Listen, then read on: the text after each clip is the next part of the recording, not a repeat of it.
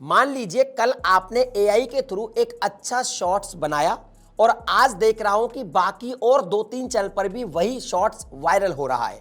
अब देखिए आज के टाइम में एआई से बहुत सारी वीडियोस क्रिएट की जा रही है, बहुत सारे शॉर्ट्स क्रिएट की जा रहे हैं, लेकिन क्या एआई जो क्रिएटर्स हैं यानी कि जो ऐसे यूट्यूबर हैं जो एआई से पूरा का पूरा वीडियो क्रिएट करवा रहे हैं, उनका एक्चुअल में फ्यूचर क्या होने वाला है? क्या उन पर फ्यूचर में कोई कॉपीराइट स्ट्राइक आएगा या उनका चैनल डिमोनेटाइज होगा या फिर मोनेटाइज ही नहीं होगा?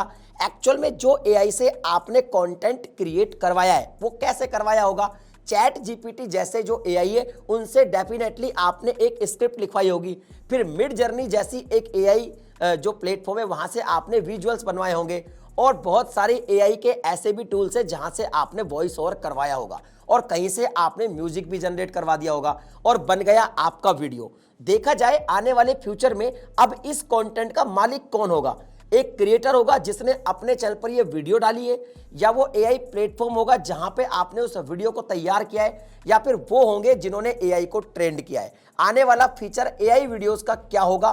क्या सच में कोई कॉपीराइट लॉ आएगा या ये मोनेटाइज हम कर पाएंगे? सारा कुछ बताने वाला हूं आज की इस वीडियो में। वीडियो बहुत इंटरेस्टिंग और बहुत इंफॉर्मेटिव होने वाली है।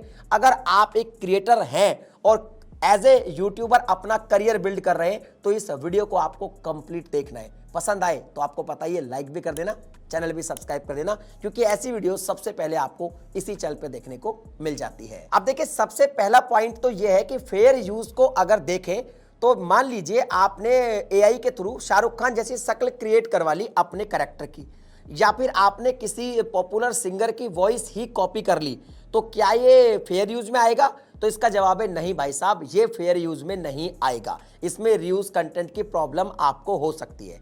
इसके अलावा अगर कुछ कंट्रीज की ओपिनियन की आज की डेट में बात करें तो यूरोप और यूएस ये ऑलरेडी कह रहे हैं कि अगर आपने कोई कंटेंट पूरा का पूरा एआई के थ्रू जनरेट करवाया है तो ये भी कॉपीराइट के अंदर आ सकता है और आपको पेनल्टी लग सकती है।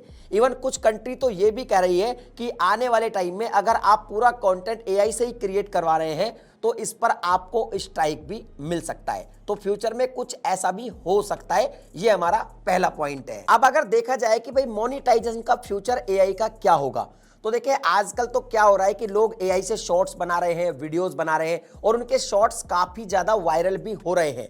लेकिन फ्यूचर में जब ये चीजें बढ़ेंगी तो ऐसा हो सकता है, जिस हिसाब का सिनेरियो बन रहा है, कि बाद में आपको अपने कंटेंट के लिए प्रूफ ऑफ ओरिजिनलिटी लगाना पड़ेगा, या फिर आपको अपने वीडियो में जहां पे आपने थोड़ा सा एआई का पार्ट यूज किया वहां पे डिस्क्लोज करना पड़ेगा सभी प्लेटफॉर्म पर कि ये एआई के थ्रू बना है। हालांकि यूट्यूब ने ऑलरेडी एआई लेबल को अल्टर्ड कंटेंट के रूप में एक फीचर के रूप में ला भी दिया है। इसमें आगे और भी सुधार किए जा सकते हैं, तो ये भी हो सकता है। इसके अलावा ये भी पॉसिबिलिटीज है कि भाई आने वाले टाइम में जो भी प्लेटफॉर्म है वो आपके पूरी तरह से एआई से बने हुए कंटेंट को मोनेटाइज करे ही ना, एक पॉलिसी लिया है उस पे, या फिर कंटेंट को डीमोनेटाइज कर दे।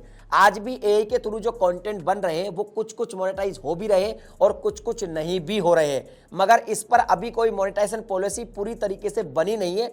लेकिन सारे प्लेटफॉर्म काम कर रहे हैं इस पर और आने वाले टाइम पर इसमें कोई पॉलिसी आपको देखने को जरूर मिलेगी। अब देखिए लीगल जोन की अगर बात करें तो इसमें सिंपल सी बात है कि जो भी एआई टूल है वो आपके कंटेंट को क्रिएट कर रहा है, लेकिन वो उसका ऑथर नहीं है। लेकिन इसमें एक चीज ये भी है कि हम लोग करते क्या है भाई, एआई को हम सिर्फ प्रॉम्प्ट दे रहे हैं और वो हमें बना के दे रहा है। अब कॉपीराइट जो एक्ट है एक्चुअली में वो इंसान को, ह्यूमन को यानी कॉपीराइट मिलता है, एआई को नहीं मिलता। तो ये थोड़ा ड्रामा तो चलेगा, लेकिन आने वाले टाइम पे इस पे लॉ जरूर बनेगा। अब फाइनल हम बात करते हैं कि फिर क्रिएटर को एक्चुअल में अपने फ्यूचर को देखते हुए क्या करना चाहिए और एआई का यूज करके कैसे कंटेंट क्रिएट करना चाहिए। तो देखिए आपको यदि सच में एआई का यूज करना है और आपको कंटेंट क्रिएटर भी बनना है और आपको फ्यूचर भी सिक्योर चाहिए, तो मैं सिंपल सी एक बात करूंगा कि आप एआई को और अपना ह्यूमन टच को दोनों को मिक्स करिए। जब आपका कोई वीडियो बने तो उसमें एआई भी हो और आपका ह्यूमन टच भी हो, सब कुछ एआई पे डिपेंड ना हो। ओरिजिनल प्रॉम्प्ट लिखिए और कुछ अच्छा कॉम्बिनेशन बनाकर वीडियो क्रिएट कीजिए। अगर मान लीजिए आप किसी के म्यूजिक की कॉपी वगैरह कर रहे हैं एआई के थ्रू, तो आप उसका लाइसेंस भी चेक करिए। हो सकता है फ्यूचर में आपको कॉपीराइट क्लेम भी देखने को मिल जाए। अगर आप ये सब कुछ आज से सोच के चलेंगे तो डेफिनेटली एआई का सपोर्ट भी आपको मिलेगा और बाद में अगर कोई लॉ बनता है तो मोनेटाइजेशन भी आपको मिलेगा। आपका future as a content creator secure रहेगा। अगर आप YouTube पर फिलहाल भी एआई पर काम कर रहे हैं तो एक चीज जरूर ध्यान रखें, अल्टर्ड कंटेंट वाला जो फीचर है वहां पे दिया गया उसको ऑन जरूर करें।